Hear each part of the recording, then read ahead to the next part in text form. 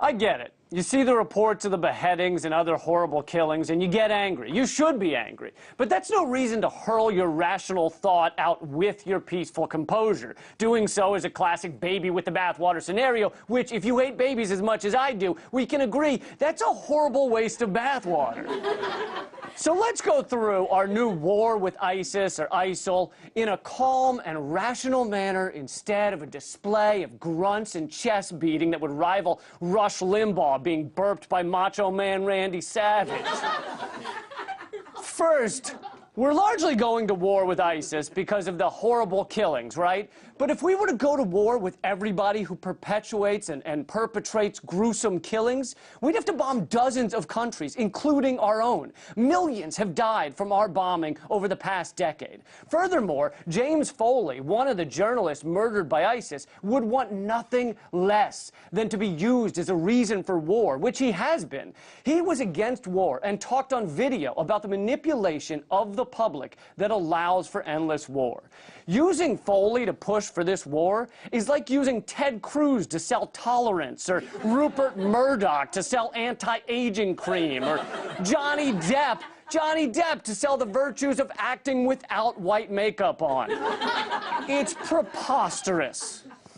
Next, most people who die in war and bombings are innocent bystanders. Most people agree on that. In our war with ISIS, we will kill far more people than ISIS could ever hope to kill. We're basically saying to them, how dare you kill innocent people? Let us do that.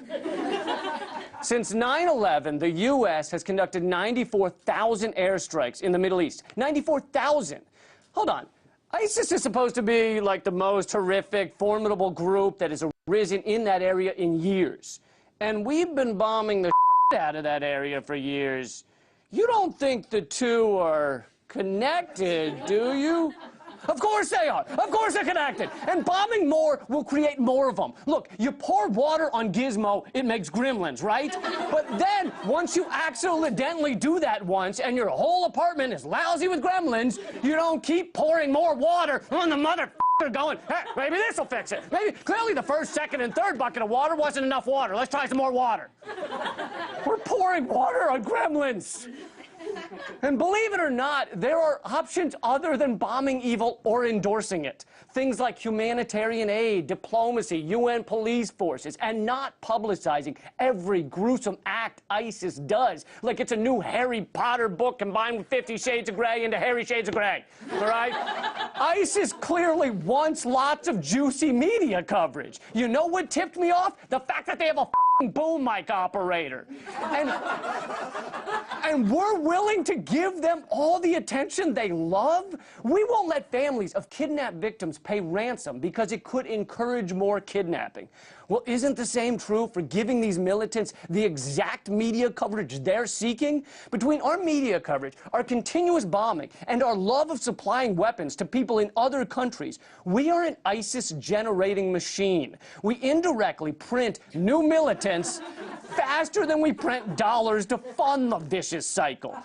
Lastly, this new war is not at all constitutional. Legally, Obama should get approval from Congress, and then he should also ask the United Nations. Instead, he's doing neither of those and just saying, my fellow Americans, put your hands over your eyes and hum quietly to yourselves. And no matter what you hear going on in the Middle East, do not open your eyes! As David Swanson says in one of his brilliant articles on this topic, when unilateral military action is taken, then every action taken in support of this illegal war is a war crime. And I agree. Well, not every action. I mean, some of the soldiers might choose to shave their downstairs region because the desert is hot and sticky over there, and while I imagine a Brazilian on certain men looks especially gnarly, I don't want to call it a war crime. It's an assault on the senses at worst. It probably shouldn't send a man to The Hague for going full chrome dome on his sack.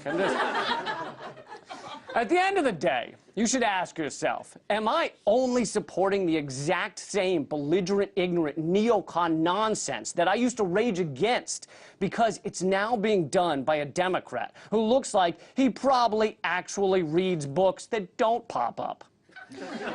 If you're If you're angry about these beheadings, don't sign off on 3 more years of killing civilians and creating terrorists.